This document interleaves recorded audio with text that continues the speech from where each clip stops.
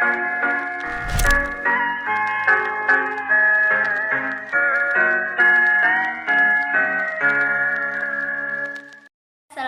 warahmatullahi wabarakatuh. Perkenalkan, nama saya Tara Aprilia dari kelas 12 ADP 1. Di sini saya akan membuat video pengulasan materi untuk mata pelajaran PKN dengan materi peran lembaga penegak hukum dalam menjamin keadilan dan kedamaian. Yang pertama ada peran Kepolisian Republik Indonesia atau Polri. Menurut pasal 16 Undang-Undang Republik Indonesia Nomor 2 Tahun 2002 tentang Kepolisian Republik Indonesia telah menetapkan kewenangan, yaitu yang pertama melakukan penangkapan, penahanan, penggeledahan, dan penyitaan. Yang kedua, melarang setiap orang meninggalkan tempat kejadian perkara untuk tempat penyidikan. Yang ketiga, membawa dan menghadapkan orang kepada penyidik. Yang keempat, menyuruh berhenti orang yang dicurigai dan menanyakan serta memeriksa tanda pengenal diri. Yang kelima, melakukan pemeriksaan dan penyitaan surat. Yang keenam, memanggil orang untuk didengar dan diperiksa. Yang ketujuh, mendatangkan orang ahli yang diperlukan dalam hubungannya dalam pemeriksaan perkara. Yang kedelapan, mengadakan penghentian penyidikan. Yang kesembilan, menyerahkan berkas perkara kepada penuntut umum. Yang ke-10, mengajukan permintaan secara langsung kepada pejabat imigrasi. Dan yang ke-11 yaitu mengadakan tindakan lain menurut hukum yang bertanggung jawab, yaitu tindakan penyelidikan dan penyidikan yang dilaksanakan. Kepolisian Republik Indonesia atau yang sering kita sebut Polri merupakan lembaga negara yang berperan dalam memelihara keamanan dan ketertiban masyarakat, menegakkan hukum, serta memberikan perlindungan, pengayoman, dan pelayanan kepada masyarakat dalam rangka terpeliharanya keamanan dalam negeri. Yang kedua yaitu peran Kejaksaan Republik Indonesia. Adapun yang menjadi tugas dan wewenangnya yaitu yang pertama ada bidang pidana, yaitu melakukan penuntutan, melaksanakan penetapan hakim, melakukan pengawasan terhadap pelaksanaan putusan pidana, melakukan penyidikan terhadap tindak pidana, melengkapi berkas perkara tertentu. Dan yang kedua ada bidang perdata dan tata usaha negara. Yang ketiga ada dalam bidang ketertiban dan ketentraman umum. Yang ketiga ada peran hakim sebagai pelaksana kekuasaan kehakiman.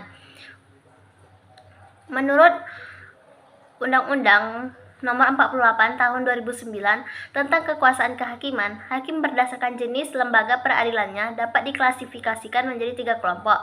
Yang pertama itu hakim pada Mahkamah Agung yang disebut dengan Hakim Agung.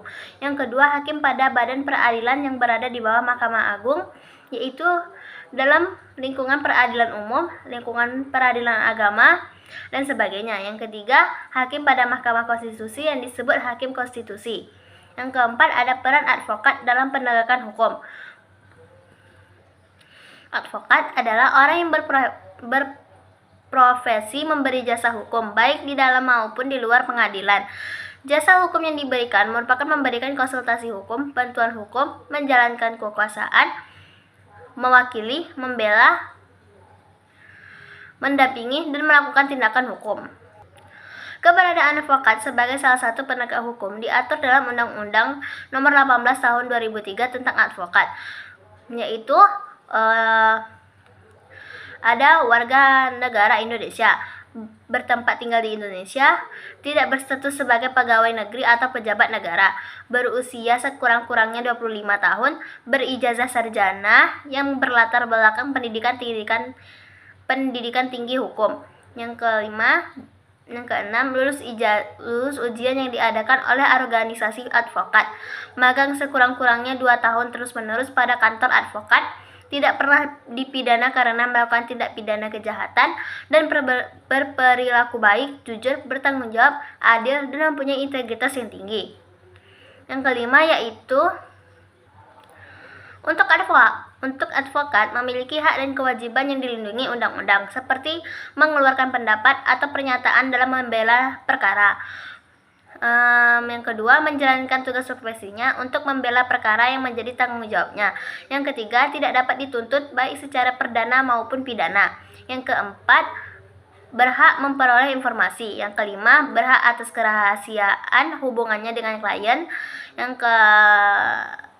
keenam, yaitu tidak dapat diidentikan dengan kliennya dalam membela perkara klien oleh pihak yang berwenang atau masyarakat. Yang kelima, yaitu peran Komisi Pemberantasan Korupsi atau KPK. Menurut Undang-Undang Nomor 30 Tahun 2002 tentang Komisi Pemberantasan Korupsi Tindak Pidana, tujuan dibentuknya KPK adalah untuk mengatasi, menanggulangi, dan memberantas korupsi. Untuk mencapai tujuan tersebut, KPK mempunyai tugas, yaitu koordinasi dengan instansi yang berwenang melakukan pemberantasan tindak pidana korupsi. Yang kedua, supervisi terhadap instansi yang berwenang melakukan pemberantasan tindak pidana korupsi. Yang ketiga, melakukan penyelidikan, penyidikan, dan penuntutan terhadap tindak pidana korupsi. Yang keempat, melakukan tindakan-tindakan pencegahan tindak pidana korupsi. Yang kelima, atau yang terakhir, melakukan monitor terhadap penyelenggaraan pemerintah negara. Sekian yang dapat saya jelaskan. Wassalamualaikum warahmatullahi wabarakatuh.